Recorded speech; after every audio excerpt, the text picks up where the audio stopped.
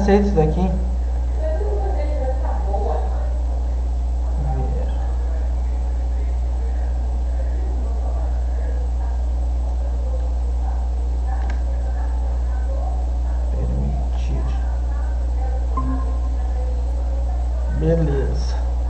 Beleza, eu vou fazer pelo Microsoft, por esse aqui agora, hoje.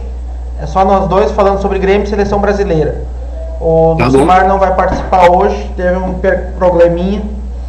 Então, hoje é Seleção Brasileira e Grêmio, né? O Grêmio tá com esse problema aí. Podemos começar? Você que sabe. Podemos. Tu vai transmitir ao vivo? O que tá fazendo? Já botei para transmitir ao vivo. Só deixa eu fechar a porta ali do quarto. Um instantinho. Já estamos ao vivo, então. Boa noite a todos, rapaziada. Tudo bem? Vamos falar de Grêmio, vamos falar de Seleção Brasileira. Hoje é só nós dois. Nós vamos falar um pouco sobre Grêmio, sobre Seleção Brasileira. Jogo da Seleção às 9h30, né? 10 horas, pelo que eu estou falando ali. Então, a gente vai começar a falar sobre essas questões aí. O Grêmio, a questão do Renato Portaluppi, podemos começar, já estamos iniciando, né? A questão do Grêmio ali, ó. O Renato Portaluppi já desgastou? Não tem mais como recuperar? Ou você acha que ele ainda tem condições de dar mais pelo Grêmio? Vamos iniciar pelo Grêmio. Cara, eu tenho uma opinião que ela é bem... Ela é a seguinte: eu penso que o Grêmio não pode demitir o Renato nesse momento, tá? O Renato mereceria a demissão, mereceria, tá? Só que como o Renato criou toda essa estrutura, onde ele praticamente conduz muito o departamento de futebol, ajuda nas contratações, o Grêmio perdeu toda a estrutura profissional que o Grêmio teve. Por exemplo, lá em 2011, o Grêmio começa a criar uma estrutura de uma comissão técnica fixa, ou seja, uma comissão de apoio ao treinador. Na época era o Roger, começou a trabalhar, né, com o Luxemburgo, e veja bem, o Roger passou por Luxemburgo, passou por Filipão, por Renato, e aí até que ele teve uma chance dele ser o treinador, né? Antes disso ele tinha saído, foi para o Luxemburgo, porque talvez ele estava um pouquinho impaciente naquele processo. Só que o Roger conhecia toda a estrutura do Grêmio. Eu vejo que o Grêmio foi ser campeão em 2016 com o Renato Portaluppi muito por causa desse planejamento que se teve. Se teve umas derrapadas, né, que foi, por exemplo, 2013, que a gente viu que mata a Libertadores. Só que aí o Renato, lá em 2018, depois de conquistar a América e a Copa do Brasil, ele desmonta toda essa estrutura fixa, né? Então, assim, é por isso que eu falo que o Renato mereceria ser demitido, mas eu tenho medo, porque hoje, se o Renato for demitido, o Grêmio não tem nada. Veja, por exemplo, o treinador do Grêmio que assumiria seria o do infantil, né, da base, ou se não, até o treinador do Grêmio feminino. Então veja um absurdo que está o Grêmio, o amadorismo que foi deixado na estrutura do Grêmio. Então, eu penso que ele mereceria ser, mas como agora ele que colocou o Grêmio nessa situação, ele tem que ficar, porque imagina a peteca e o problema que vai cair na mão do técnico, se o técnico tiver pulso para conduzir a turma do Renato, né? Porque esses jogadores é a turma do Renato, não tem outra situação. Mas nós tivemos uma dança de cadeiras no Campeonato Brasileiro. O Fernando Diniz saiu do Fluminense e foi para o Atlético Paranaense. Sim. De agora, né? Recente. Isso daí acho que você deve estar sabendo já, né? O Cuca saiu do Atlético Paranaense. Será que o Cuca, porque está tendo muito burburinho de que o Filipão, né? Duas possibilidades. A primeira é que o Fluminense vai tentar o Renato Portaluppi e o Renato vai sair para o Grêmio e o Filipão vem para o Grêmio, ou o Cuca. E a segunda possibilidade, né, que já estão ventilando, é o Cuca no Fluminense, o Renato sendo demitido, né, e aí o Grêmio indo em busca de um outro treinador, que isso foi colocado por um outro jornalista de São Paulo. Mas ali um treinador do estrangeiro, não um treinador brasileiro, né. Na sua visão, então, essa questão aí não tem como acontecer. O Renato vai continuar no Grêmio, pelo menos até a próxima partida, que seria quarta-feira, agora com o Atlético Goianiense. Se perder, aí fica insustentável a situação. Nós temos uma outra situação, é o seguinte: o Cruzeiro está sendo conduzido, o Cruzeiro profissionalizou, né? Embora ele estava... O que o Ronaldo fez? As pessoas estão criticando muito o Ronaldo Fenômeno, né? Que vendeu o Cruzeiro, mas o Ronaldo fez um processo de profissionalização do Cruzeiro que estava igual ao Grêmio. Então hoje, por exemplo, no Cruzeiro, nós temos uma dobradinha lá de Paulo Pelaipe com o Marcelo lá, que é Marcelo Matos, né? Marcelo Matos.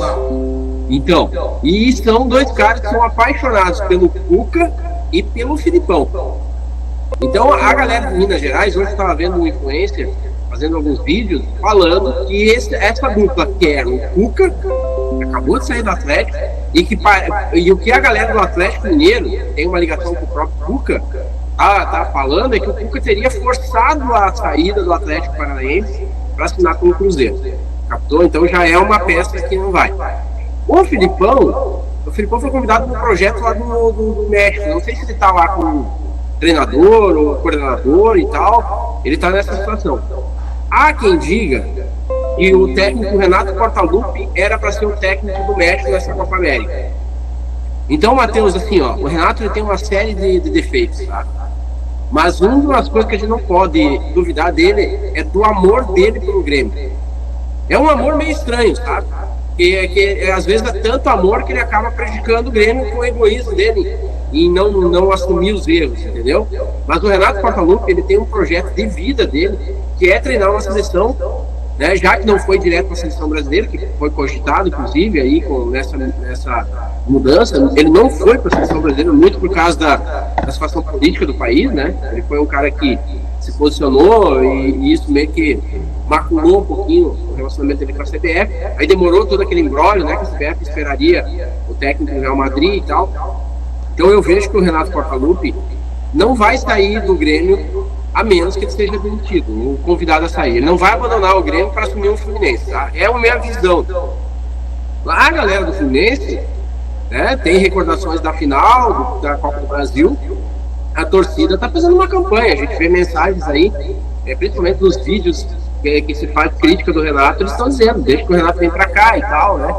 Que o Renato vai conduzir. Agora depende muito, sabe, dos dois resultados que a gente tem agora nos dois próximos jogos, tá? Eu acredito que a reunião que foi feita lá no Grêmio diz que é a retomada, que o Grêmio encara o jogo contra o Atlético Paranaense como uma retomada. Diz que foi pesada a reunião, onde definiram que o Grêmio começa a pontuar já no Atlético Paranaense para depois fazer a retomada. Goianiense, corrigindo, né? Atlético Goianiense.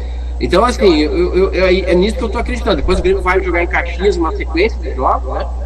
Eu acho que o Renato está nessa situação. Agora, se ele for demitido do Grêmio, né? Ou se por algum motivo ele, diretoria, obviamente ele não fica com o Fluminense, precisando de técnico, com o Vasco da Gama. O Vasco da Gama não sei se fechou com o técnico já, sabe? O Vasco da Gama ainda não fechou com o técnico, ele tá com o técnico interino, que fez um belo, botou o sub-20, né? Botou alguns jogadores sub-20 para jogar com o São Paulo, foram muito bem os meninos, ganharam de 4-1 no São Paulo, né? Então, se o técnico do interino, do sub-20, manter a postura e o Vasco começar a ganhar, já que ele deu a braçadeira de capitão pro Vegete, né? Que é o argentino, que comandou lá o Vasco da Gama, o Vasco da Gama vai manter o técnico interino. Certo. Mas o que eu vejo assim, ó, o Renato ele é muito querido no Rio de Janeiro. Vejo que nós estamos falando de dois clubes do Rio de Janeiro que estão sem técnico, né?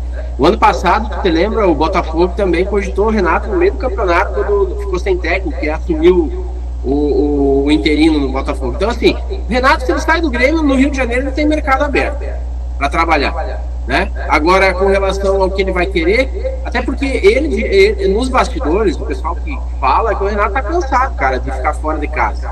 E eu entendo isso, sabe, Matheus? Eu como gremista e tendo ele como ídolo, só que eu entendo que se o cara tá cansado, se o cara não consegue mais conduzir, tá na hora de uma mudança. Só que eu volto a falar, o Grêmio precisa estruturar para sair um Renato.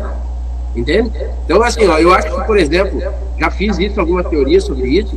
O Grêmio poderia, por exemplo, óbvio que é outro cara que também tem personalidade, é difícil largar um Paraná para vencer um técnico de uma comissão técnica fixa do Grêmio. Mas eu vejo que no final do ano o Grêmio poderia pensar num projeto assim, sabe? De trazer um tcheco, como foi feito com o Roger, né? Que o Roger já era um treinador na época. E ele aceitou esse projeto do Grêmio, dele ser o cara da comissão técnica fixa.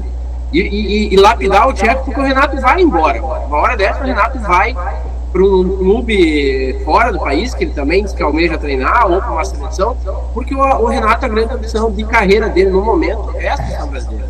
Ele tinha a ambição de chegar no Flamengo, quase conquistou a Copa Libertadores da América, que é um trabalho, gente, que eu não condeno o Renato. Eu vejo muita gente condenando o Renato no Flamengo. Ele perdeu por causa de uma bobeira de um jogador que hoje está extremamente destacado na seleção brasileira, que foi o volante, né? Que pisou na bola, o Andreas Pereira. Então, assim, o Renato tem mercado, tá, Matheus? Mas eu gostaria que o Renato não saísse com o Grêmio embaixo, certo? Eu gostaria que o Renato conseguisse dar a volta. Com relação à dobradinha, Felipe, tá quase um monólogo aqui, né, Matheus? Tô falando. Não, a questão é a seguinte, eu vou colocar aqui pra ti, que eu não acredito que o Filipão vá realmente pro México. Porque ele é um treinador que ele gosta realmente de desafios.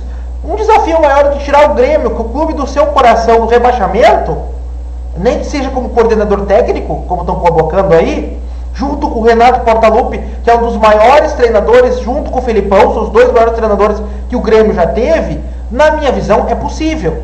Só que tem uma questão aí. Pra mim, cara, seria um sonho.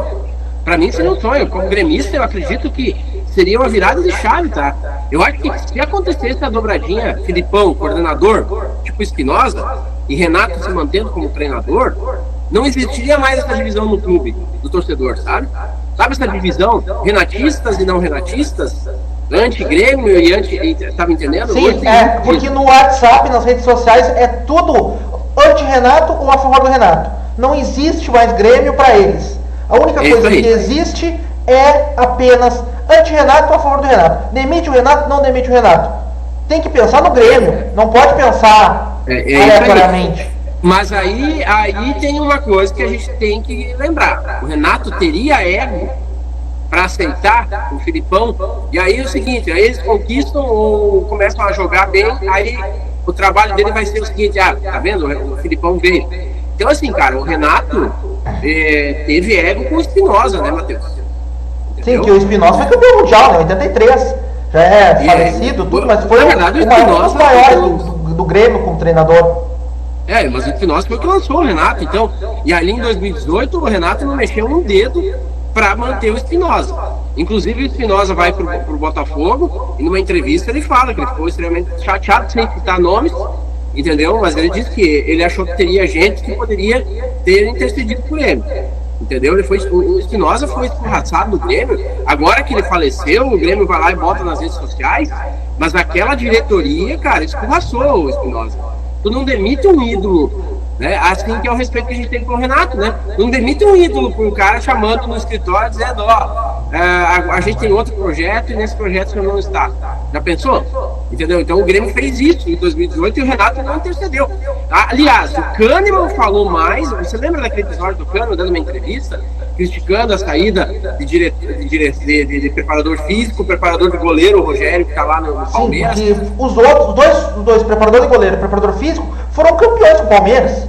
Né? Isso, e foi na mesma saída junto com o Espinosa. Então, assim, aí é que eu me pergunto, será que o Renato teria humildade para receber o Filipão ali? Porque, assim, o Filipão é outro que foi escorraçado, né? Uma diretoria do ano passado, que para defender Diego Souza, defender Rafinha, eu falo o nome sem problema, porque eu falo isso nos meus vídeos toda hora, e até hoje nunca vi ninguém, inclusive tenho amigos próximos desses jogadores, nunca vi ninguém vir me contrariar porque eu tô falando. O Rafinha amplamente já falou o que ele tinha de contra do Filipão, que o Filipão não leva ele em 2014 para a Copa, e realmente foi um erro do Filipão, porque o Rafinha era o melhor lateral que nós tínhamos para ser reserva da seleção, e o Diego Souza tinha birra com ele desde o Palmeiras, que o Diego Souza foi afastado pelo Filipão. Esses dois caras derrubaram o Grêmio. Quando eu falo derrubaram o Grêmio, o Diego Souza fez gols, derrubaram o Grêmio porque eles derrubaram o cara que manteria o Grêmio na Série A. Depois o Wagner Mancini não teve força, né, Matheus? Agora o Filipão teria força, e o Filipão tinha pedido... Mas aí é que tá, a questão do Wagner Mancini é assim, ele até no Gauchão ele fez um bom trabalho. Ele jogou 10 partidas, ganhou 9, empatou uma, saiu invicto. Foi um erro da direção ter demitido o cara na primeira passagem dele. Ah, na primeira passagem. Na primeira passagem. Agora, na segunda passagem, ele foi muito mal. Aí teria que demitir mesmo que não tinha o que fazer. Não, mas daí é que o Filipão vem antes dele, né? Eles demitem o Filipão e contratam o Wagner Mancini com a esperança de que o Filipão seria contratado. E isso foi daquele Denis Abraão lá, que... É por isso que assim, ó, existe uma coisa nos clubes que as pessoas não falam por medo, sabe, Matheus? E eu sou... Hierarquia, você diz? Hã? Existe uma hierarquia no clube, o conselho que decide tudo e tá tudo resolvido. Não, na verdade, se fosse assim, talvez com as votações do conselho nós teríamos. O que tem mesmo é bastidor político, sabe, Matheus? Tem muita política envolvida. Por exemplo, Denis Abraão é um desafeto eterno do Filipão. Entendeu? Então ele contratou o Filipão contrariado. Porque o Filipão era uma bandeira de outra chapa. Então, assim, o Denis Abraão, no primeiro momento que teve chance de demitir o Filipão, ele demitiu o Filipão.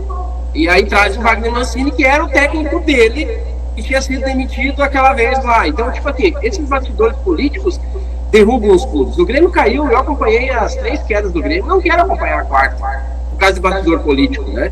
Porque o Alberto Guerra, nesse momento, Matheus, está sendo político, não está sendo presidente do Grêmio. Está sendo um político pensando numa reeleição. O que ele só fala é sobre, nós estamos pagando conta, ele só critica o presidente passado, que teve seus defeitos. Então, assim, mas ele não faz absolutamente nada, ele está totalmente omisso. Então ele está fazendo campanha política, né? Ele está fazendo igual o Odoni fez no passado, em 2004, quando o Grêmio foi rebaixado. Mas o Odoni teve a humildade de voltar em 2005 e trazer o Grêmio de volta para a Série A, né? Sim. E o que foi, pelas campanhas ali, 92 eu não acompanhei, porque era muito criança, tinha o quê? 7, 8 anos, então eu não acompanhei. Mas eu acompanhei 2004 e acompanhei 2021. E em 2021 foi a mesma situação. O ego subiu para cima do presidente e acabou os jogadores, todo mundo com o ego lá em cima, dizendo, nós não vamos ser rebaixados, somos time grande, não tem como ser rebaixado. E acabaram, no final das contas, naquele último jogo, sendo rebaixado, ganhando por 4-3 do Atlético Mineiro e não aceitando, não tendo condições de reverter a situação, porque o Juventude foi lá e conseguiu o resultado, né? Então, o Grêmio de 91, Matheus, o Grêmio foi reflexo de uma gestão.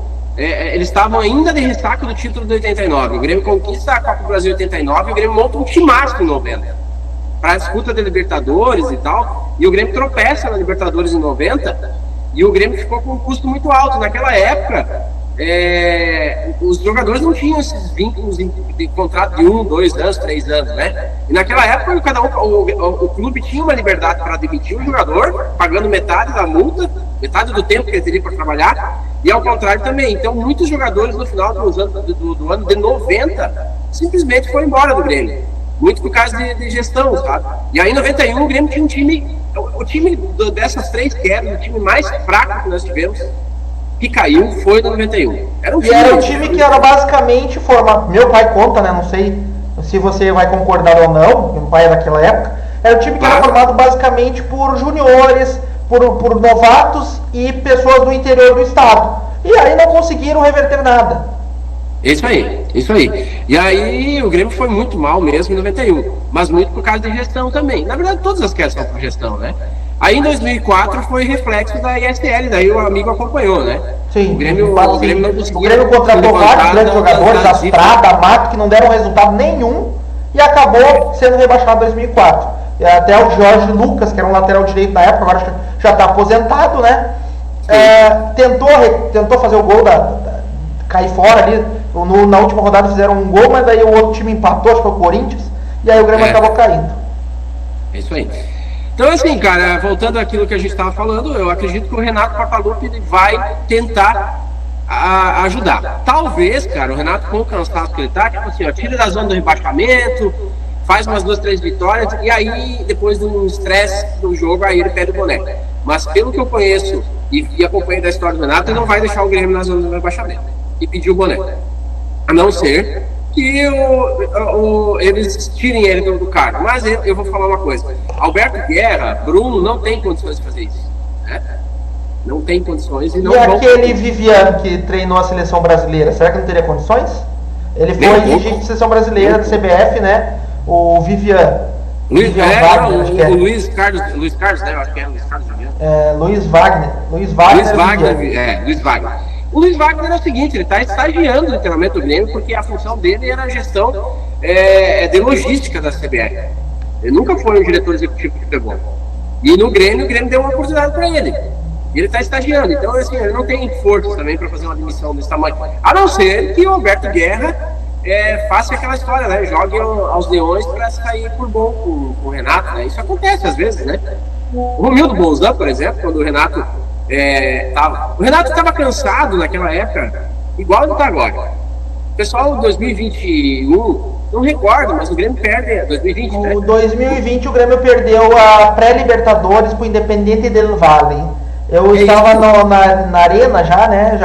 Já fazia estágios de reportagens, né? Já estava começando a minha carreira profissional aqui. E eu fui na arena nesse jogo Independiente del Valle e Grêmio, que o Grêmio perdeu. E o Renato pediu o boné, né? Porque não tinha mais condições. Tinha perdido a pré-Libertadores. E o treinador ele disse assim: se eu não puder ajudar, eu não vou ajudar, eu saio. Como ele falou agora. Então, ele fez isso e aí o Romildo foi. Ele pegou o Covid na época, né? Aí o Romildo foi no hotel e aí saiu aquela história que em comum acordo e tal, né? Então, o Renato nunca foi demitido no Grêmio, né? Nunca foi assim, Matheus. Até porque. E aí eu respeito muito, sabe, Matheus? Eu acho que a diplomacia do ídolo conta, tá? Não. Hoje eu tava vendo uma entrevista agora há pouquinho do Lisca. O Lisca tava no portal do Zaca lá, no portal Alvoradense. E aí eles estavam entrevistando o Lisca e o Lisca estava falando que o Renato, que ele conhece pouco do Renato, mas o tempo que ele conviveu com o Renato, ele sabe que o Renato é muito gremista, então não tem dúvida, sabe, que ele não está tentando fazer o melhor pro Grêmio nesse momento. É aquela história, né, Matheus? Eu acho que a gente pode respeitar quem quer ou não quer sair do Renato, assim como eu já várias vezes pedi, mas se discutir se ele é gremista ou não, aí não tem nem como, né? O grande detalhe dele é que às vezes o ego dele é maior que o gremista. Aí sim. Mas a questão agora, mudando de assunto, o Grenal é um divisor de águas para que o Renato sofra essas consequências? Ou é um divisor de águas para a diretoria pressionar literalmente o Renato. Porque não sei se vocês gremistas que estão assistindo nós aí, não sentiam que parecia que o Renato estava como queria, junto com o grupo de jogadores dele. Parece que o grupo de jogadores estava aceitando, às vezes, o discurso do Renato, né? Porque a gente nunca sabe, cara, se o Renato está falando para a imprensa ou para despistar o adversário, né? Quando o Renato vai, por exemplo, contra o Flamengo, dizendo que nós não tinha chance, aí tu não sabe se ele está tentando dessa vez aí criar uma narrativa para tentar, né, desmontar, ou se realmente ele está jogando a toalha. E o Renato, cara, não me parece ser um cara que joga a toalha, entendeu? Embora, por exemplo, na Copa do Brasil ano passado, eu fiz vários vídeos, que me acompanham, criticando que nós estávamos nas oitavas e final, e ele dizia que o Grêmio não tinha chance na Copa do Brasil. Você recorda dessa entrevista que ele fala? Sim, ele colocou que ele não tinha chance na Copa do Brasil porque o Flamengo e o Palmeiras eram mais qualificados. Pois é, e aí quando pegou o Flamengo, ele perdeu, né? Eu estava certo nessa questão aí, porque mesmo que o Grêmio mostre brilho, ele empatou o primeiro jogo 1-1 e depois foi lá e perdeu. Mas o que eu quero dizer é o seguinte, que ninguém começa um campeonato desmotivado, né? Então naquele momento ali, foi um discurso que eu fiquei extremamente pé da vida com ele, porque o Grêmio chegou até a semifinal, né?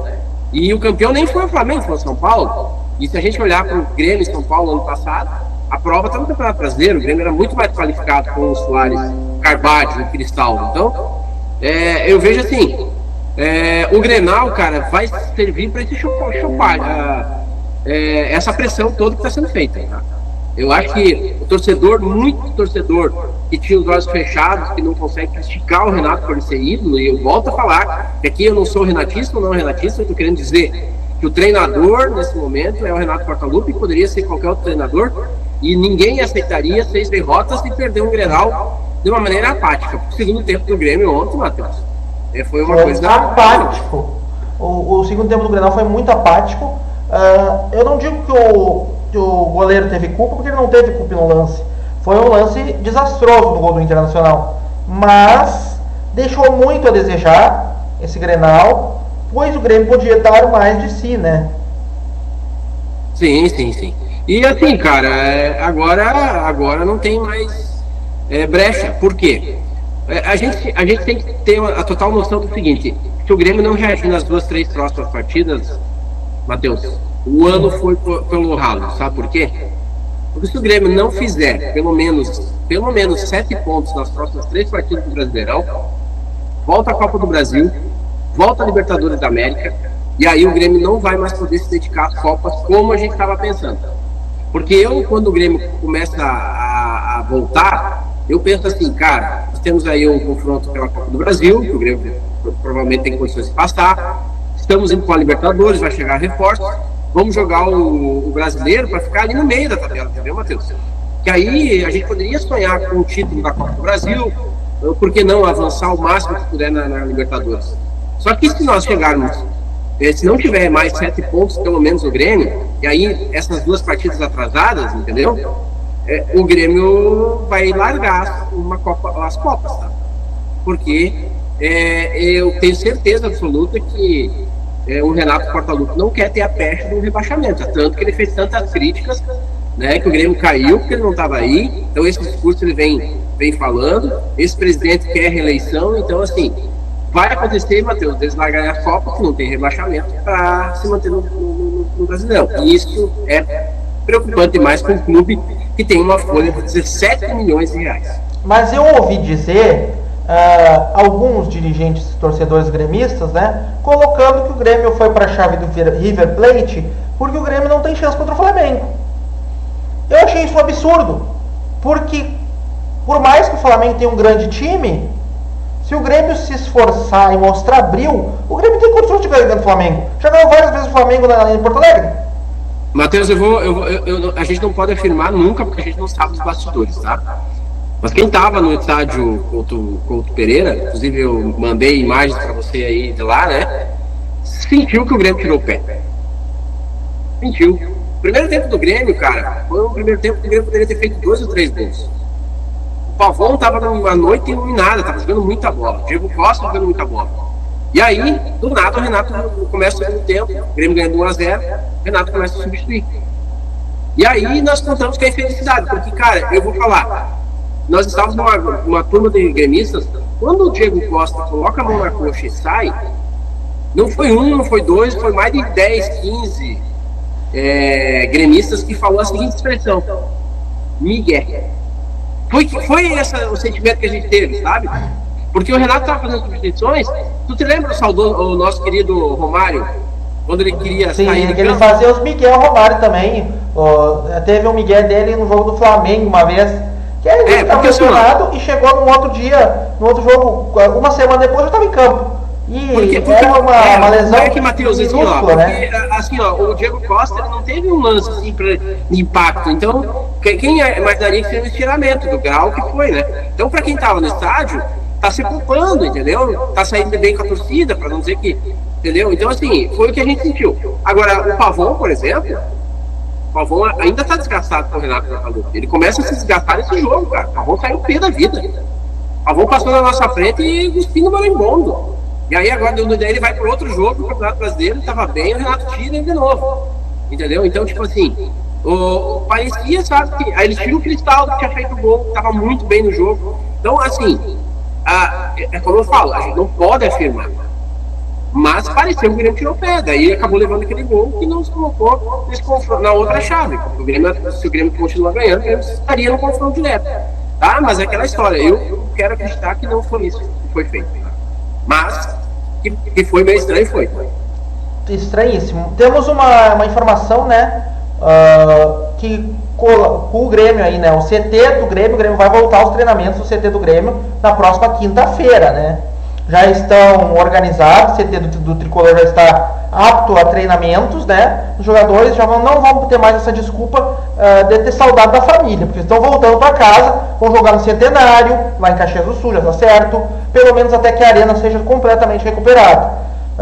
O Internacional, a previsão é dia 10 de julho, já jogar contra o Juventude pela Copa do Brasil, né, tá tudo se encaminhando, apesar de o Guaíba ter aumentado um pouquinho o nível, né, nós vimos ali, já está tudo se encaminhando para que volte tanto o Grêmio como o Internacional para os seus estádios. O Inter está muito bem, está com 17 pontos, é quase o líder do brasileiro, está em terceiro, quarto lugar. Então, o problema maior é o Grêmio. Você acha que essa questão do Grêmio voltar ao seu CT vai ajudar o Grêmio no quesito das vitórias?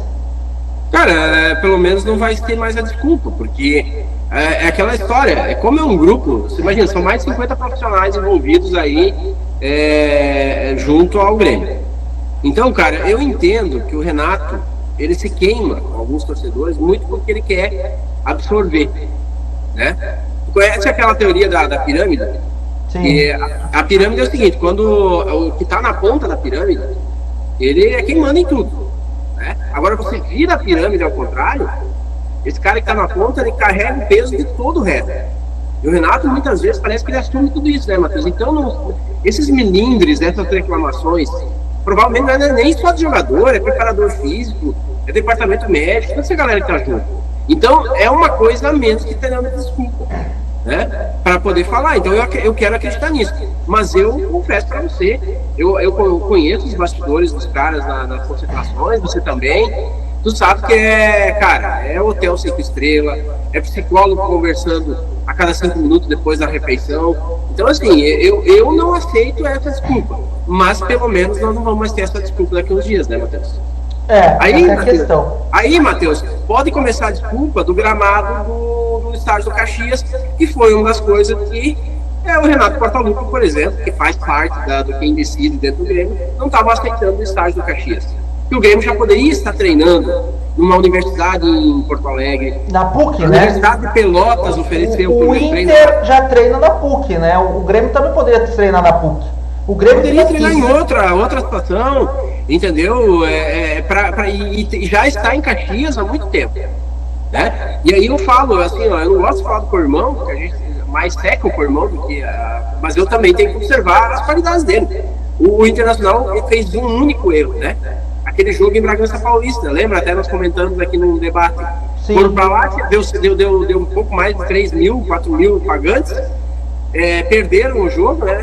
Não, empataram o jogo com dificuldade, e aí viram que aquilo não ia dar em nada, resolveram vir para cá, e aí começaram a fazer um futebol itinerante aqui em Santa Catarina, né? E em Caxias, e aí, olha só vitórias, cara.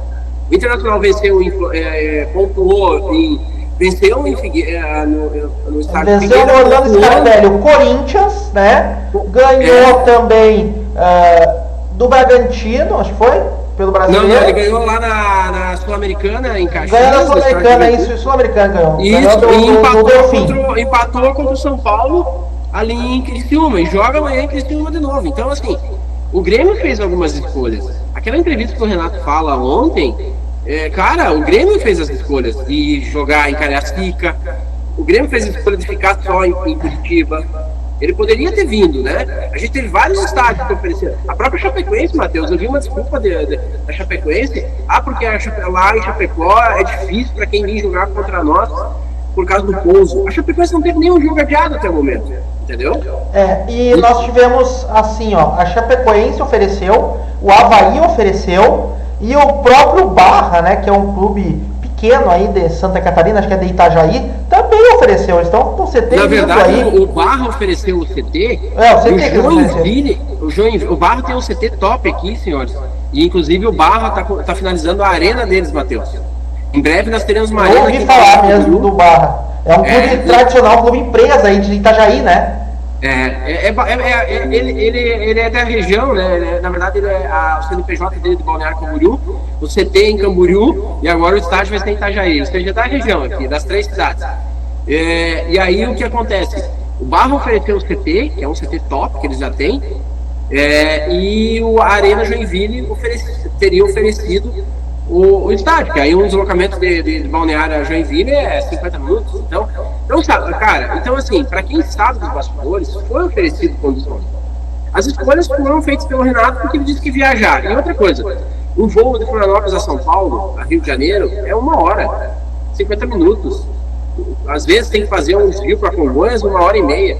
Então, cara, sabe, algumas desculpas que o Renato ele fala, sabe? Ele diretamente não fala, mas a diretoria dá, sabe, Matheus? E faz com que chegue através da imprensa, não dá pra gente aceitar, né, cara? É inaceitável, realmente. E a seleção brasileira? Estreia hoje, né, na Copa América. Tá? Vai começar agora, né, 10 horas da noite. O Brasil, de novo, insistindo no Alisson. Para muitos é o melhor goleiro do mundo, né? Mas eu já sou de outra opinião. Eu acho que o Bento estava bem na seleção, deveria ter sido mantido. Mas o Dorival Júnior decidiu assim que o Alisson vai estrear com a seleção brasileira contra a Costa Rica. A seleção brasileira tem aqueles problemas de egos, né? Tivemos a lesão do Martinelli com o Militão, tivemos alguns problemas aí dentro da seleção brasileira, que eu não vejo a seleção argentina, eu não vejo a seleção uruguaia, eu não vejo os Estados Unidos que estão mandando a Copa América, que ontem ganharam da Bolívia por 2-0. É só no Brasil. É isso que leva o Brasil a não ganhar Copas Américas. É o ego. É pensar somente na pessoa e não pensar no coletivo, digamos assim, na seleção inteira. Eu queria a sua opinião em relação a tudo isso, antes da gente fazer esse debate de seleção brasileira aqui, 15 minutinhos, porque daqui já vai começar o jogo, né? Então, eu queria ver contigo o que você pensa sobre essa seleção brasileira do Dorival Júnior. Cara, eu penso o seguinte, eu gosto muito do Dorival, tá? Eu gosto muito do Dorival, mas só que sabendo como funciona o Dorival, eu sabia que o Dorival ia fazer um bom trabalho, mas em determinado momento ele seria mais uma marionete lá na CBF. Bom, porque ele não vai comprar embate. O Dorival, ele conseguiu ser anulado dentro do Santos, ele era campeão dentro do Santos, e por causa do Neymar naquela época, vocês lembram o que aconteceu. Então agora, cara, numa seleção toda estrelada, ele não vai ter a autonomia que ele achava que tinha, tá? Por isso que o Renato Portaluppi não é uma escolha, porque o Renato Portaluppi talvez chegasse lá e trancasse para brigar, né? Eu quero tal, Filipão, que nós falamos há pouco sobre isso, né? Que deixou o Rafinha fora da Copa em 2014 e por aí vai, mesmo sendo pressionado. Aí você começa a olhar para a seleção, nós vamos entrar em campo hoje com Alisson, Danilo, Éder Militão e Marquinhos. Só aqui já tem 3 remanescentes. Quantos ciclos não deram certo?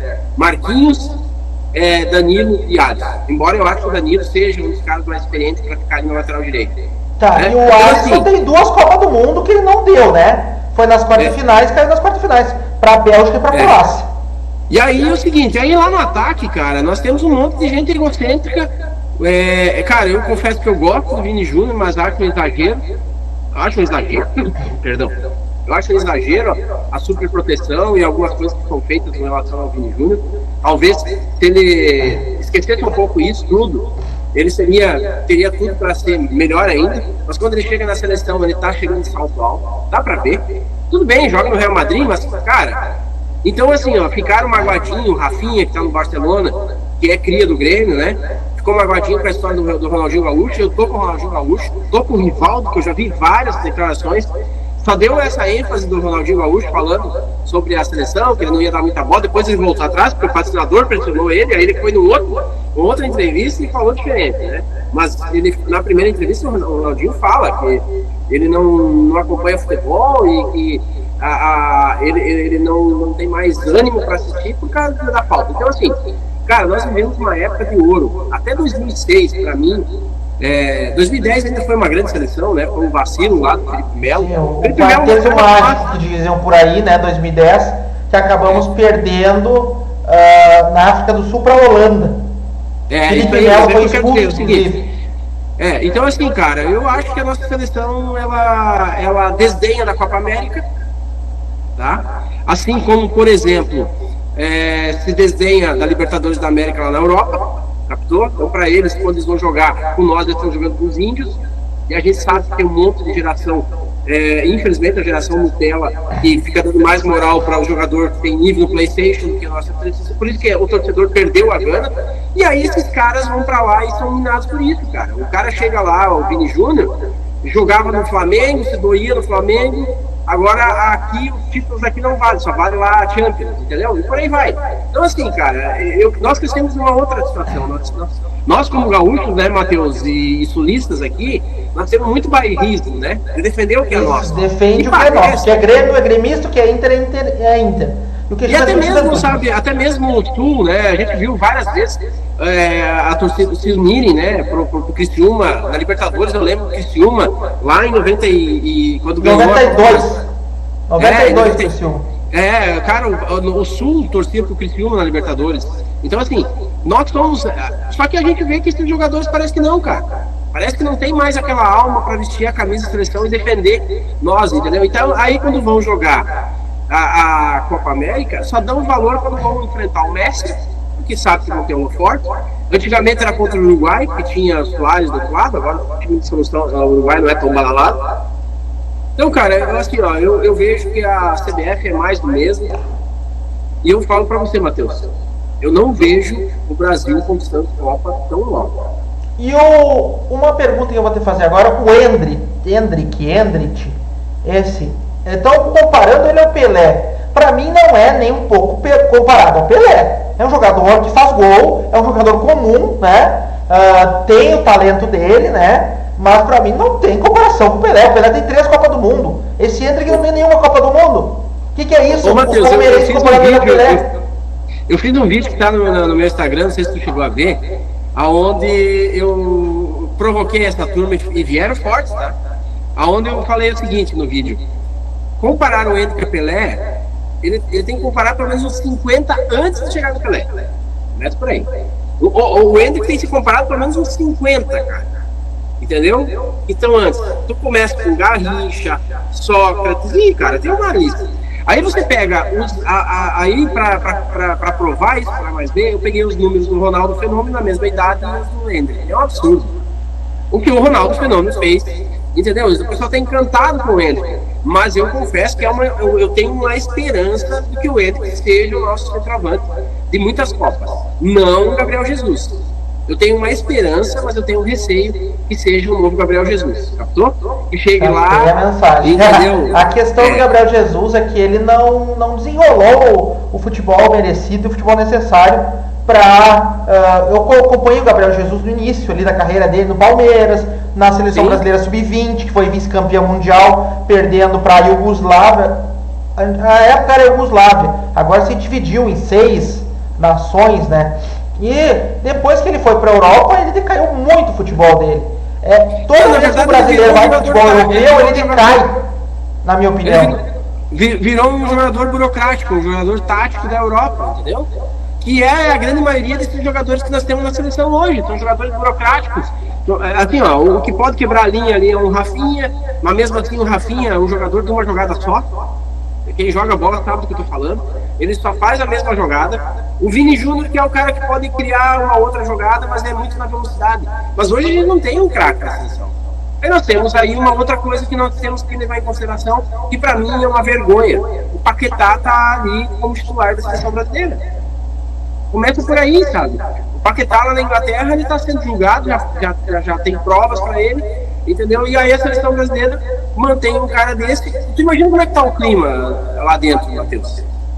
Tipo assim, e se for julgado e condenado, ele não vai mais poder jogar futebol. Essa é a questão. Ele não vai poder jogar futebol, e aí o cara que tá brigando pela titularidade com ele, eu deve olhar pro técnico e dizer: peraí, filho, e agora? Eu perdi meu tempo? Como a gente sabe que Djalminha perdeu, Alex Souza, Cabeção, perdeu, entendeu? Por escolhas de técnicos e por situações. O Alex só não foi pra Copa 2002 porque ele brigou com a CBF, ou que falou verdades, né? Aí acabamos levando o Ricardinho, né? Então por aí vai. Então, tipo assim, é isso que eu olho, cara. Se o Paquetá tem tudo, praticamente tá provado. Na verdade, na Inglaterra, eles já comprovaram, né? Ele só adiou o julgamento. Então, cara, a seleção é uma bagunça. E a questão é o seguinte: a Eurocopa seria uma Copa do Mundo se tivesse Brasil e Argentina, obviamente. Hoje nós tivemos um grande jogo, não sei se você chegou a acompanhar, Croácia e Itália. São os melhores momentos. Foi um jogão. A Croácia saiu na frente, o Modric perdeu o pênalti na volta ali, no segundo lance, ele fez um gol. A Croácia estava classificando até os 50 minutos, porque era 8 minutos de acréscimo. 53 minutos de segunda etapa, entra um jogador da Itália, segundo tempo, Maestrini, acho que é o nome dele, e a bola passa para ele, ele pega, chuta, a bola vai no ângulo, a Itália se classifica. A Azurra é assim, né? Ela consegue cativar as pessoas e consegue se classificar no último momento. Sempre foi. Em 94 mesmo, ela chegou lá para decidir com o Brasil como azarona, né? E a Itália é assim, ela vai tropeçando e chega. Tem anos que nem chega. Tu lembra uma Copa que eles não fizeram nenhum gol? Eles fizeram sim, foi 2002, acho que foi, que o Brasil foi campeão. Né? 4 empates eles fizeram. 4 empates em 0x0 e conseguiram se classificar para as oitavas, empataram 0x0 e perderam os pênaltis. Isso aí. Então, tipo, a Itália é a Itália, né? Eu respeito muito a Itália. Eu gosto da Itália, eu gosto da Alemanha, entendeu? Eu acho que, sabe quem eu não gosto? Porque eu vejo que ganhou 2 Copas porque teve um cara fora da curva, né? Tirou nós de outro em 82, mas a França, pra mim, não é um time. Amanhã é a França. Amanhã é a França. Amanhã tem França e Holanda, que são do mesmo grupo, né? Podem se classificar as duas. Já temos 4 classificados da Eurocopa, né? Eu narrei a partida junto com o João Jobim aqui para a Rádio Web, né, do Diário, que foi a Alemanha e a Alemanha-Suíça, que deu 1-1. O jogo também, um gol no finalzinho dos alemães ali que explodiu, né? E depois ainda eu peguei o finalzinho do jogo da Hungria, que a Hungria conseguiu fazer um gol no minuto final, 53 minutos, a Hungria foi fazer um gol, conseguiu ainda, mas depende dos resultados agora desses 3, 4 jogos que faltam, né? 3, 4 grupos que faltam, para tentar pelo menos uma seleção conseguir a sua vaga entre as 4 melhores terceira. Mas eu acho que a Hungria é uma forte candidata a não conseguir a vaga. Tem muito time na frente dela e tem que ter muita sorte. Tem que ter um time que tenha menos de 3 pontos para que ela consiga se classificar. Ô Matheus, puxando um pouquinho agora, mesmo falando da Eurocopa e puxando para a nossa Copa América também, para exemplificar o que eu sinto como torcedor brasileiro e até mesmo no Grêmio. Por quê? Cara, a dedicação pela seleção do Cristiano Ronaldo é absurda e a dedicação pela seleção do Luis Soares é absurda. Sabe? São caras que não precisavam estar ali. O Soares está mais fino do que ele jogou para nós. Então isso mostra, sabe? O que eu lamento muito, que eu torço, cara. Eu torço que o Neymar entre nessa vibe, né? De Soares. E o Messi nem se fala também, né? Ele já ganhou a Copa, antes mesmo já era para ter aposentado da seleção, agora ganhou a Copa. Disse que não ia para a Copa América, tá na Copa América. E assim, cara, eu não sei, eu ainda torço pro Neymar entrar nesse ciclo, sabe? De dizer assim, cara, vou tentar fazer alguma coisa pela seleção brasileira, né? Nesse retorno dele. Porque, cara, eu não vejo outros jogadores com capacidade técnica e qualidade para conduzir a seleção pro título, entendeu? Não vejo que o Neymar vai ser o cara, mas nós estamos com o cara. Todas as Copas a gente teve alguém que conduziu. Em 94 a gente teve muita sorte, porque a gente teve vários, né? A gente teve Bebeto, Romário, Branco, Tafarel. Então assim, a gente tinha vários líderes dentro da seleção. Eu não consigo olhar pro Marquinhos e considerar um líder, cara. Eu não consigo olhar pro Danilo e considerar um líder. Não sei se você sente isso, sabe? Eu não consigo ver eles como líderes, só que eu seria injusto da minha parte não colocar o Dunga também como líder em 94 e 98. Por mais que o Brasil não tenha ganho a Copa de 98. Seria injustiça da minha parte. Só porque ele era do lado vermelho, eu não vou colocar ele como líder, não. Ele foi um líder nato. O Dunga, pra mim, e o Cafu, com todo respeito ao Carlos Alberto, que eu não acompanhei a carreira dele, né? Mas pelo que eu vi nesses meus 42 anos de seleção, Dunga e Cafu são os capitães da seleção. Eu olho para os outros caras com a abraçadeira, não sinto eles capitão, entendeu, Matheus? Eu vejo esses caras e digo assim, ó, cara, o Emerson, né, do Grêmio, jogou para nós também. O Emerson teve uma lesão em 98 que tirou da Copa do Mundo, acho que foi. Então, tipo assim, cara, pra finalizar a minha parte, cara, eu torço pela seleção, vou assistir o jogo, obviamente, vou torcer para o Grêmio, porque a seleção faça um grande jogo, mas eu não tenho aquela gana, sabe? Não perco o sono. Se tiver um jogo do Grêmio, como teve agora, esses dias, teve um jogo do Grêmio, um jogo que o Grêmio tava com os reservas, eu assisti um jogo do Grêmio, o amistoso não vi da seleção, entendeu? Então, eu me preocupo com o Grêmio, que nem diz aquela musiquinha, né? Aquele áudio. Bairrismo total, né? Tem que se preocupar com aquilo que é seu, né? Como dizem por aí. O resto é o resto. Vamos torcer para que o Brasil faça um grande jogo, né? Mas eu também sou do mesmo pensamento, né? A questão do bairrismo vem em primeiro lugar. A gente tem que torcer pelo que é nosso. Ô Matheus, tu é um pouquinho mais novo que eu, mas não é muita coisa. Então, assim, quem estiver assistindo vai lembrar. Tinha época que a gente comemorava quando um jogador nosso ia para a seleção. Sim, teve uma época que... a época do Emerson, a época do daquele outro menino, Em Arthur. 95 mesmo, com o Grêmio com uma máquina, não se tinha brecha na seleção. Então, assim, ó, eu lembro que foi convocado Carlos Miguel, o Arilson fugiu da seleção, inclusive. E o Paulo Nunes.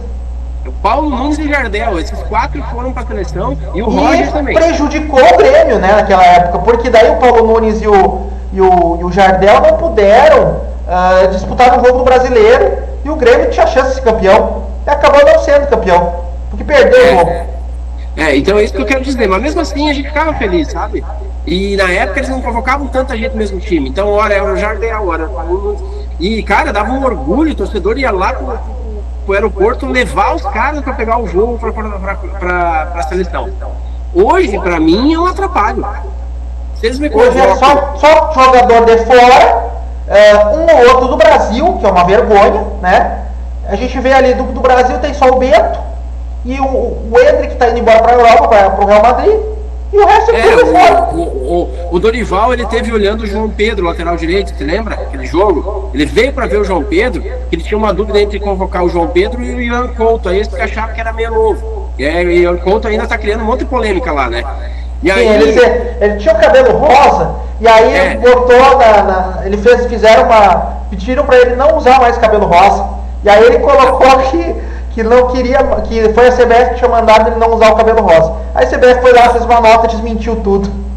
Não, mas aí que tá. Aí, tu lembra desse jogo que o Dorival veio? Aí aquele jogo o João Pedro não jogou nada. Acho que avisaram, né? Porque foi falado, a própria Gaúcho falou que ele tava observando o João Pedro e quem que era, cara? PP? Não era o PP. Não era o PP, era o camisa 10. Não, Cristaldo é coisa... Não é Cristaldo, não é o Cristaldo, era o João Pedro e o volante do Grêmio ali, que eu não sei qual era. Acho que era o 8. Tá. E aí naquele jogo o João Pedro não jogou nada. Eu confesso pra ti, cara, que eu gosto muito do João Pedro, quero que ele vá pra seleção. Mas já pensou? Nós não temos o João Pedro hoje de novo? Continua, é o Natan Fernandes que ele tava observando junto. Ele estava no banco de reservas corrigindo. Eu lembrei agora. Natan Fernandes e o João Pedro. Natan Fernandes para sub-20, né? Natan Fernandes para sub-20 e João Pedro para principal. E aí acabou ele levando o Ian Couto. E o João Pedro, aquele jogo, errou tudo. Acho que ficou nervoso, né? Aí acabou não indo. Mas já pensou se nós não temos João Pedro hoje? Entendeu? Além do Soteldo. Então, tipo assim, hoje eu confesso para vocês, é um pouco egoísmo nosso, né? Mas nessa fase aí, cara. Agora, se for um ano de Copa do Mundo, óbvio, o cara vai torcer, né? Pro cara se dar bem com a Copa e tal. Mas nesse momento, cara, é o Grêmio que nem diz aquele cara. É o Grêmio, né? Joga contra o Atlético Goianiense às 8 horas da noite, quarta-feira. Tua expectativa para esse jogo do Grêmio, quarta-feira, às 8 horas da noite, vai encerrar o programa de hoje. Expectativa é que o Grêmio seja o jogo da retomada, uma goleada tricolor, 1-0, gol de nuca de alguém, e a gente começa a pontuar, cara, porque não dá. E depois tem o Juventude também, né? O Juventude pega o Flamengo, depois precisa coisa pega o Grêmio Caxias também. Tem o Grêmio pega outros clubes também, acho que é o Fluminense ou o Flamengo, um dos dois. Fluminense. E vai ser pegada a coisa, porque o Fluminense acabou hoje de demitir o Fernando Diniz. O Fernando Diniz foi para o Atlético Paranaense, já não quis nem saber, né? Mesmo demitido do Fluminense, já assumiu o Atlético Paranaense na hora, né? Então, já tinha um jogo por ali, político, na minha opinião, pro Cuca sair, né? Na verdade, o que o cara falou é o seguinte, que... Cara, aquele presidente do Atlético... Estamos quase chegando no horário do jogo, mas falta 10 minutinhos ainda. Aquele presidente do Atlético, aquele cara lá, ele sabe como faz, né? O Atlético tá entre os melhores do campeonato, mas teve 3 empates. E aí, apareceu a turma do Pipoca atrás do banco do Cuca e ficaram 2 jogos inteirinhos xingando.